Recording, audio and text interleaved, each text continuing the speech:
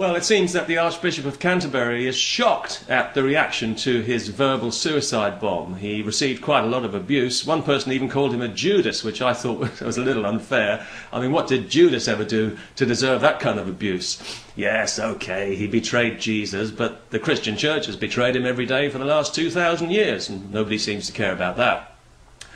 The Archbishop is a very clever man, but he's clever in a useless way because he lives in a bubble. All this stuff is theoretical to him. None of it will impact on his life in any way, so he can well afford to be magnanimous about it. Personally, I don't think it will affect his credibility because I don't think he ever had any in the first place, but I think his words are important because they're symptomatic of a wider malaise in British society. Whenever there's a clash between Islamic culture and the indigenous culture here in Britain, yes, I did use the word indigenous as opposed to Islamic, i.e. alien and foreign, just thought I'd clear that one up. Whenever they clash, the indigenous culture is always presumed to be in the wrong, in the interests of community cohesion, of course. For example, polygamy is illegal in Britain, but Muslim polygamists not only get away with it, they now also receive extra state benefits for their extra wives. Hate speech is banned in Britain for everyone except extremist Muslim imams who are free to preach hatred against Jews and homosexuals because if we required them to obey the law, well, they might be offended. I would say that we ought to be ashamed of ourselves, but of course we already are, which is why all this is happening. Now, Western society has its faults, as we all know, and as the Islamists themselves never tire of pointing out. But personally speaking, they're faults that I can live with. Islam, on the other hand, has faults that I can't live with and I won't live with under any circumstances, and a lot of people in this country feel exactly the same way. The reason that we don't want any aspect of Sharia law in our society is because it's a manifestation of clerical fascism, and because it favours men over women, which makes it a violation of civilised democratic values. And the reaction that the Archbishop received, which obviously did affect him, which just goes to show what a bubble he really does live in, and it also explains why so many Muslims were puzzled by his remarks, but the reaction is an illustration of the anger that people feel at not being allowed to express an honest opinion about Islam in our society, because rather than calling things honestly by their name, we're always encouraged to hide behind cowardly euphemisms to avoid offending people who've got nothing to be offended about. Just last week, for example, we were issued with special politically correct guidelines about how we should refer to Islamic terrorism lest we give the false impression that it's got anything to do with Islam. We're talking about terrorism carried out in the name of Islam by Muslims and justified using their holy scripture, but apparently it's got nothing to do with Islam. Well, I'm sorry, but just because every Muslim doesn't support it doesn't mean it's not Islamic. People say you can't judge Islam by its followers, but that's like saying you can't judge a football team by its results.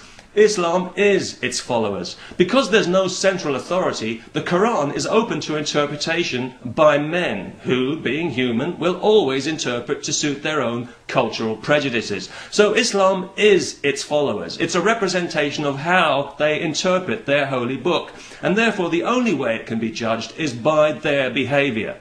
Unfortunately, right now, for all of us, that is Muslims and non-Muslims alike, the driving force behind the religion is Saudi Arabia, where most of the terrorist money comes from and where many of the so-called community leaders in Britain get their funding. And this particular brand of Islam preaches intolerance, hatred and righteous bloodlust to children. And people like the Archbishop, who think that every situation can be resolved by respectful dialogue, even while the people they're talking to are stepping on their faces, these people are part of the problem, not the solution. The solution is not more appeasement, dialogue and debate. The solution is to enforce the law equally and impartially for everyone, regardless of whether it's inconvenient for some Muslims. The solution is to prosecute those who incite terror, to close down the mosques and deport the imams. Any sane society will be doing this automatically. We need to stop treating Islam like a special needs case. If I were a Muslim, I'd be insulted by it. The police should stop consulting with these so-called community leaders before raiding premises or making arrests. They should stop pussyfooting around in mosques. If a criminal is hiding in there, go in and get him out. There should be no more pandering to Muslim sensibilities in the public arena. No footbaths in public washrooms. No separate days for swimming when nobody else is allowed. No special job conditions that don't apply to others. And nobody should be allowed to teach children or appear in court while wearing a ridiculous mask. There should be no restrictions on non-Muslims, like when Scottish Health Service staff were forbidden to eat lunch at their desks during Ramadan in case somebody happened to be fasting nearby. And there should be no cultural sensitivity of any kind involving Christmas or pigs or dogs. In fact, just a couple of weeks ago, the classic story of the Three Little Pigs, the classic children's story, was censored by a committee of English middle-class bedwetters desperate to show how culturally sensitive they are at everybody else's expense.